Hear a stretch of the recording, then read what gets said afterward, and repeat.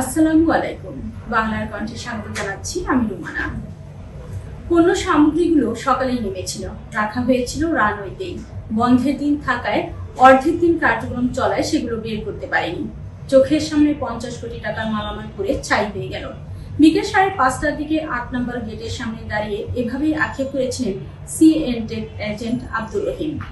Staff reporter হামিমের প্রতিবেদনে বিস্তারিত।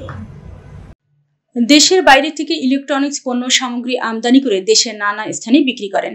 তিনি বলেন, আজ সকালের ফ্লাইটেই পণ্য সামগ্রীগুলো আনা হয়েছিল, সেগুলো নামিয়ে রাখা হয়েছিল রানওয়েতেই। বন্ধের দিন হওয়ায় সেগুলো আর বের করা হয়নি। সব পুড়ে ছাই। 50 কোটি টাকার মালামাল ছিল। ফায়ার সার্ভিস আসতে দেরি করেছে এমন অভিযোগ তুলে তিনি বলেন, আগুন লাগার পরে ফায়ার সার্ভিস আসতে অনেক লেট করেছে। সময় মতো আসলে এত ক্ষতি হতো না। তিনি জানান, প্রথমে আগুনটা লেগেছিল কুরিয়ার সার্ভিসে, এরপর ধীরে ধীরে আগুন ছড়ায়। দুপুরে 2.5 টন আমদানি করা গার্মেন্টস পণ্য নামিয়েছে courier company Tamim Express limited.